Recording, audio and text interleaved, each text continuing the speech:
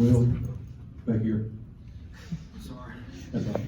Just talk about your play of your receivers today. Rah had some big numbers, but the play of Justin and Rufus and the guys that really kind of were possession guys for you today. I thought they did a great job. I mean, like you said, all the way from Rah all the way down to J-Rob, who hasn't played as many snaps. I think it speaks a lot for the coaches, Coach Spurrier, Coach Hollingshead, for how they prepare guys to get ready to play in this system. Will, I feel like I probably already know the answer to this one, but I mean, the last couple of weeks, you really elevated your game. I think you're at 19 touchdowns now on the year. What's kind of led to, this kind of upwards trajectory that you've kind of had recently and also this season?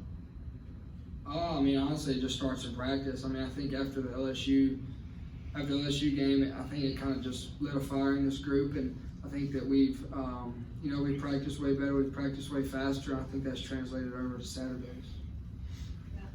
Coach Lee said that you guys were a little tense in the first quarter. How important was that fumble recovery to get that momentum back and kind of light a little bit of a fire?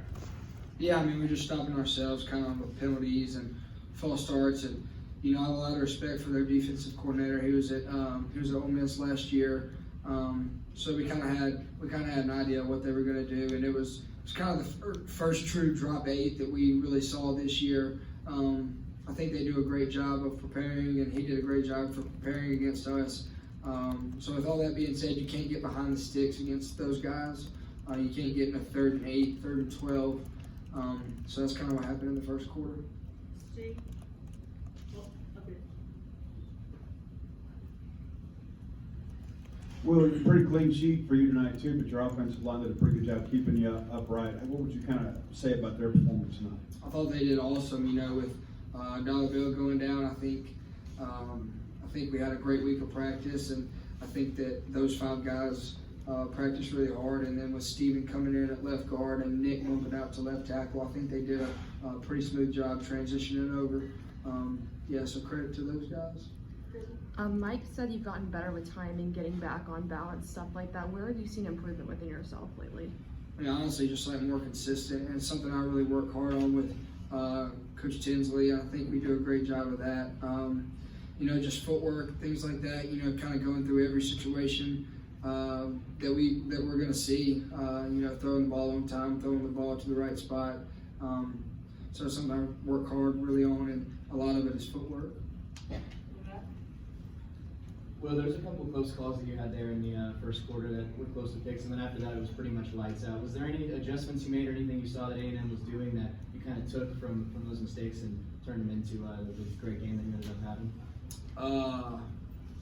I mean, not really. Just kind of getting to the game a little bit. When the game starts off, everybody's tense up, excited. Probably should have thrown a couple of those, but it is what it is.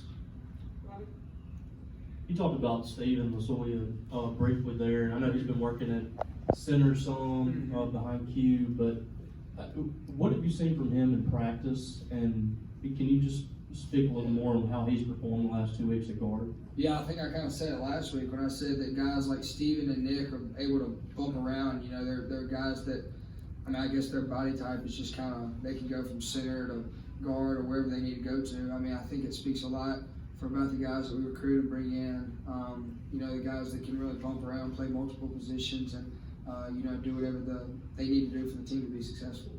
Dave? Here in year 3, you're very comfortable checking and making the plays you want to see there. How much more comfortable are you checking now into the run game, especially the way these guys are producing? Pretty comfortable.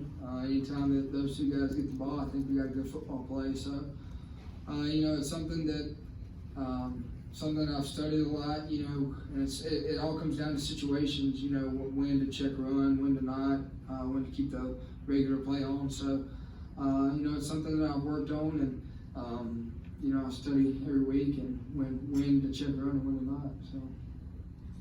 Obviously, a couple years ago, A&M came in here and beat you guys by a couple of touchdowns. What's it meant, for you and maybe some of the guys that have been around these 3 years to, respond and have 2 wins both times with A&M being ranked? No, it's big. I think it speaks a lot for this program. We definitely took a step tonight in the right direction. We're not anywhere close to where we want to be yet, but like you said, to beat a really, really good quality opponent, a really good football program, 2 years in a row. I think it speaks a lot about our football program. When the defense is making big plays, how does that motivate you guys as an offensive group to kind of match that kind of intensity?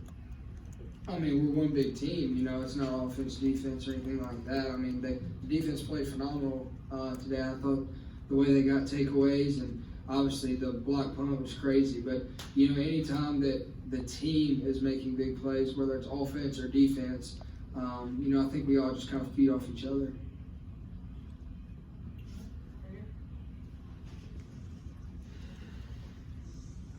Well, 19 touchdowns, racking up quite the charity donation. How's that feel? You know, getting that. And do you have a goal now as we're getting further in the season that you're trying to hit? It feels good. You know, it's always, like I said before, it's cool that I can do something like that to a great cause. But no, I don't know that I'm thinking about it when I'm out there inside the 5-yard line or anything.